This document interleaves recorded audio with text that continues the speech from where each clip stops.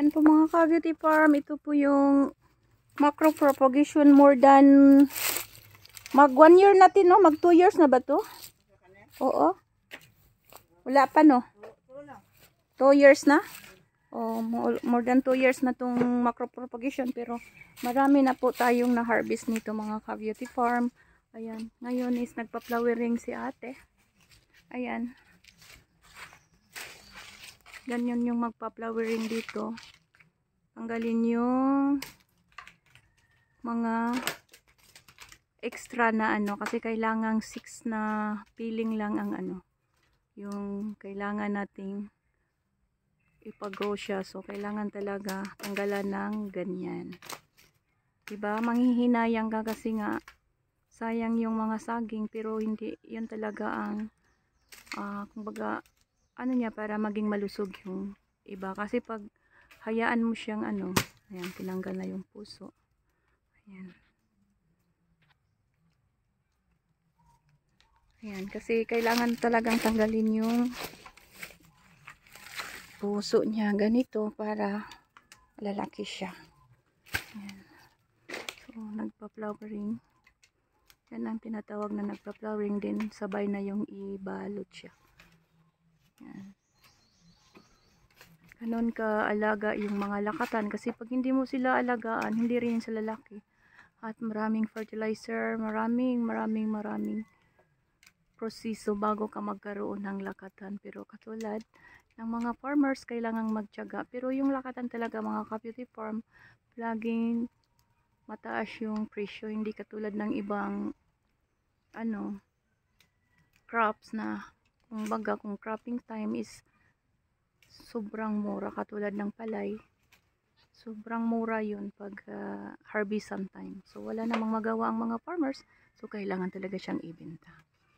So yan. So after nang mag-flowering siya, lagyan siya ng tag. Ayan.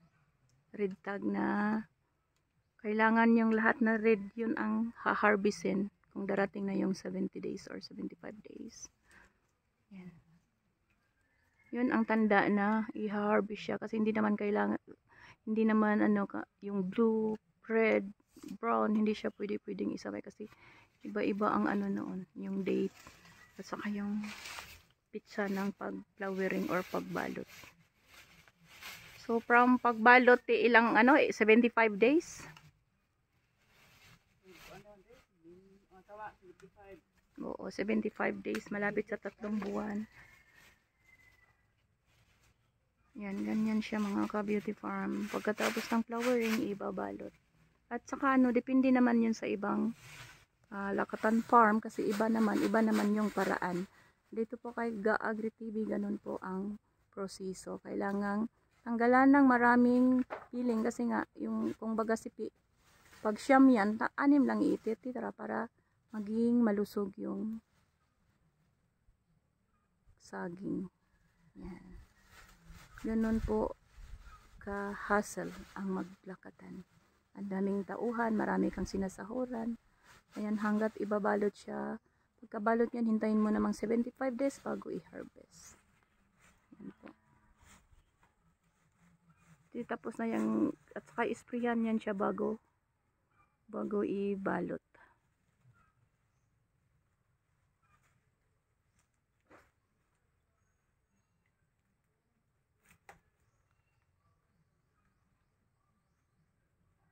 Ayan, so ang unang-una to is doon sa dulo is ano yun siya, yung tissue.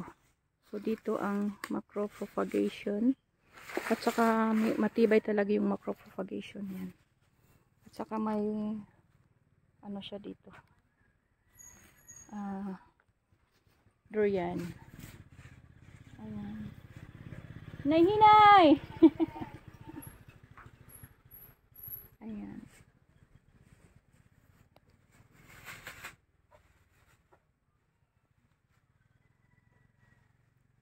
Kailangan mo rin siyang i-shearing, kasi pag dumikit yun sa katawan, nasusunog yung saging. So kailangan talaga siyang anuhin mo, hindi na lang basta ibalot mo siya.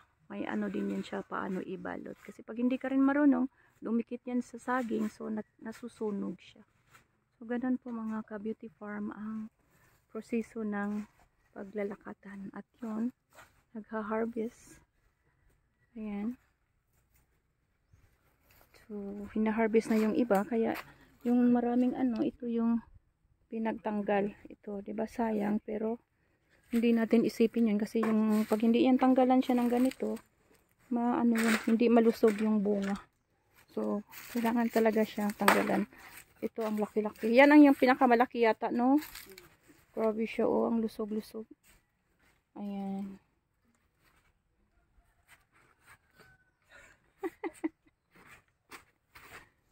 Ayan. Diba? Sobrang lusog. So, kayong dalawa ang iniwan ito. Kasi lagyan siya ng tag. Kayong dalawa ang tinira siya.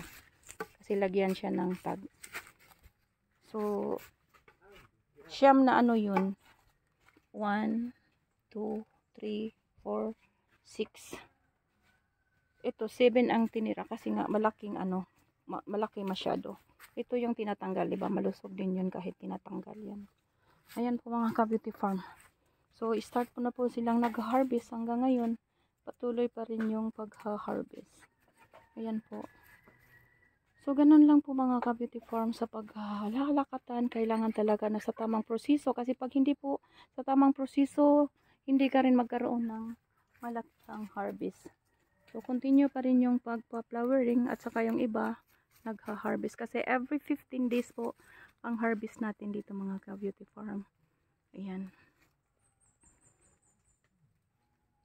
So, malaki talaga ang pag-alagaan mo talaga yung